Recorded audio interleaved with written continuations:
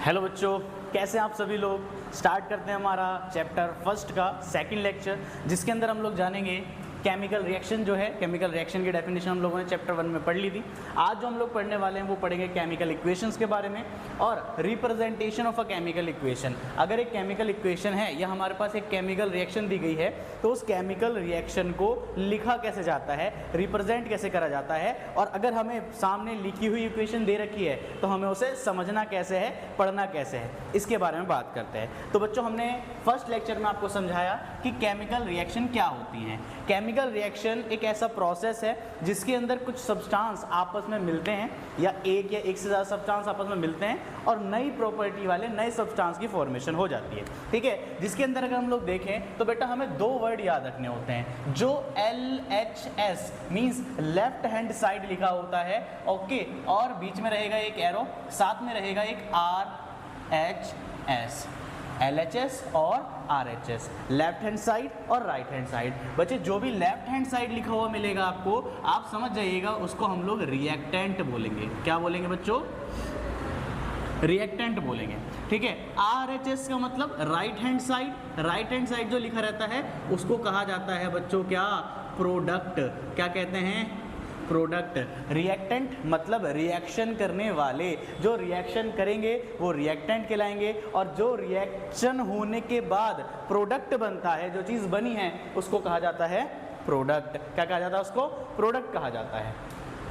Chemical equation जो है बच्चों, सिंपल शब्दों में अगर कहें तो chemical equation is the symbolic representation. क्या है? क्या होती है बच्चों ये? Symbolic representation. सिंबॉलिक रिप्रेजेंटेशन का मतलब क्या होता है? सिंबल किसके? एलिमेंट्स के सिंबल हो गए बच्चों, है ना। एलिमेंट्स के सिंबल हमने दिखा दिए, या हमारे पास क्या कहते हैं बेटा? मॉलिक्यूलर फॉर्मूला मतलब कि जो भी हमारा मॉलिक्यूल है या कंपाउंड है उसका हम लोग फॉर्मूला लिख के दिखा सकते हैं या उसका नेम लिख के दिखा सकते हैं। इन सभी चीज़ों से हम लोग क्या कर सकते हैं बेटा? रिप्रेजेंटेशन करते हैं और एक इक्वेशन तैयार करते हैं जिसमें रिएक्टेंट होते हैं और प्रोडक्ट बनता है उनके एलिमेंट्स, मॉलिक्यूल वगैरह के सिंबलों को रिप्रेजेंट करने के बाद। क्लियर है बच्चों? सिंपल तरीके से करके दिखा देते हैं। जैसे हम लोग यहाँ पे एक एग्जांपल लेते हैं, यहाँ पे हम लोग रिप्रेजेंटेशन भी साथ ही साथ कर लेते हैं। देखिए ज़रा ध्यान से, रिप्रेजेंटेशन की अगर हम लोग बात करें तो रिप्रेजेंटेशन आप दो तरीके से कर सकते हो। ओके, एक होती है बच्चों वर्ड इक्वेशन। क्या होती है? Word equation. और एक होती है हमारे पास केमिकल इक्वेशन। ठीक है, एक होती है बच्चों वर्ड इक्वेशन और एक होती है केमिकल इक्वेशन। ठीक है,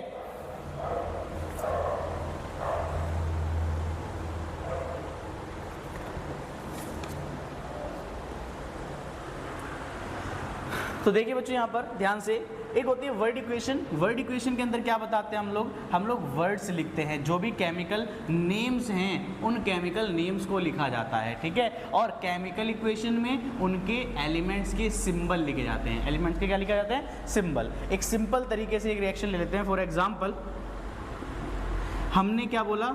जिंक। जिंक के साथ हमने मिलाया बेटा सल्फ्यूरिक एसिड।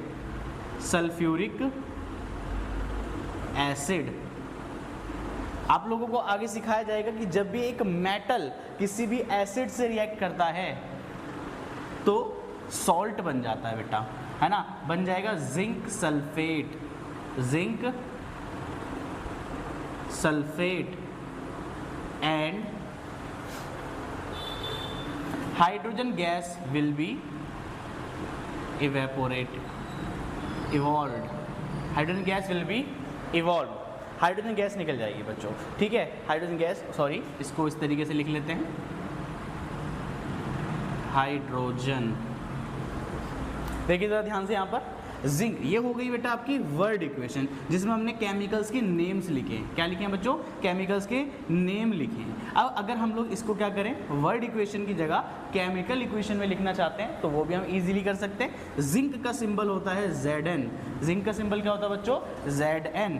और सल्फ्यूरिक एसिड का याद रखना है बेटा आपको, H2SO H2SO4। H2SO4 किसको कहा जाता है? सल्फ्यूरिक एसिड को कहा जाता है। जब इन दोनों की रिएक्शन होती है बेटा, तो रिएक्शन होने से हमारे पास जिंक सल्फेट बन रहा है, जो कि होता है ZnSO4।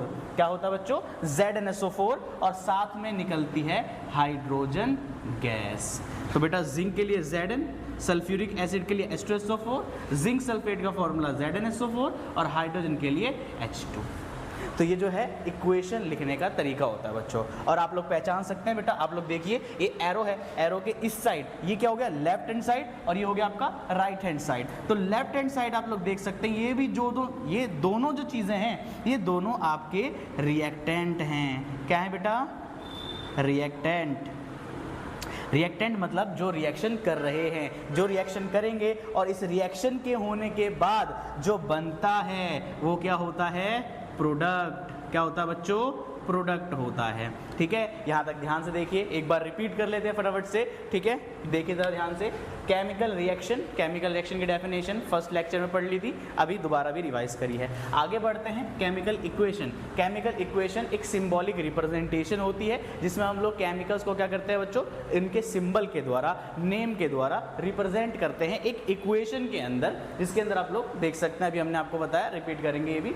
अब ध्यान रखने वाली बात क्या है? ध्यान रखने वाली बात यह है, जो भी एरो के राइट हैंड साइड रिएक्शन को एरो से दिखाएंगे, यहाँ से एरो के जो भी लेफ्ट हैंड साइड है वो रिएक्टेंट है, और जो भी राइट हैंड साइड है वो प्रोडक्ट हो जाता है। ठीक है, क्लियर है बच्चों? बात यहाँ तक की नहीं है? आइए, रिप्रेजेंटेशन हम लोग दो तरीके से कर सकते हैं, वर्ड इक्वेशन की फॉर्म में और केमिकल इक्वेशन की फॉर्म में। वर्ड इक्वेशन की अगर बात करें तो बेटा उनमें केमिकल्स के नेम लिखे जाते हैं। क्या लिखे जाते हैं? केमिकल्स के नेम लिखते हैं। यहाँ पे देख सकते हैं, जैसे हमने लिख के दिखाया एग्जाम्पल के तौर पर, जिंक सल्फ्यूरिक एसिड मिलके क्या बना?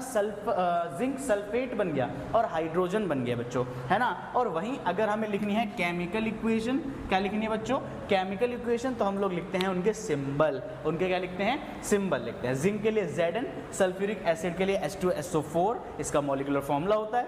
जिंक सल्फेट का फॉर्मूला होता है ZnSO4, और हाइड्रोजन होती है H2 गैस। क्लियर है बच्चों बात? यहाँ तक किसी को कोई दिक्कत परेशानी तो नहीं है? ओके, अब ये सभी को आई होप आ गई होगी। ठीक है, एग्जाम्पल आप लोगों को और करवा दी जाएंगे, आपकी किताब में बहुत सारे एग्जाम्पल दिए गए हैं। आगे बढ़ते हैं हम लोग, इसके अंदर बेटा इसको और इंफॉर्मेटिव बना सकते हैं। ठीक है, जैसे कि अगर हमारे पास कोई सॉलिड चीज़ होती है तो सॉलिड को हम ब्रैकेट में S से डिनोट कर सकते हैं। अगर कोई लिक्विड चीज़ होती है तो उस लिक्विड को स्मॉल l से दिखाया जा सकता है।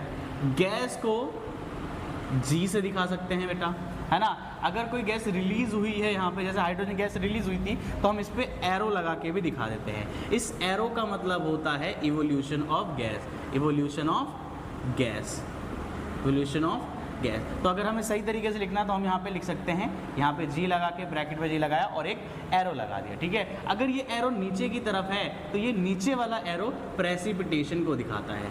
क्या किसको दिखाएगा बच्चे? प्रेसिपिटेशन को दिखाएगा, है ना। मीन्स PPT फॉर्म हो रही। क्या फॉर्म हो रही है बच्चों?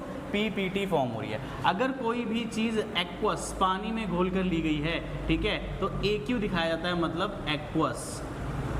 ओके, डिजॉल्व इन वाटर, पानी में डिजॉल्व करके लिया गया है। ठीक है, तो बच्चों ये सिंबल्स आप लोग ध्यान रखेंगे, है ना, जो कि हमारी जो इक्वेशन है उसको क्या करते हैं और ज़्यादा क्या कर देते हैं? इंफॉर्मेटिव। जैसे जिंक क्या है? जिंक सॉलिड होगा।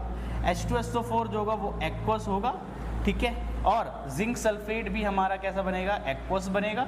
ठीक है, और हमारे पास जो हाइड्रोजन गैस है वो कैसी हो जाएगी बच्चों?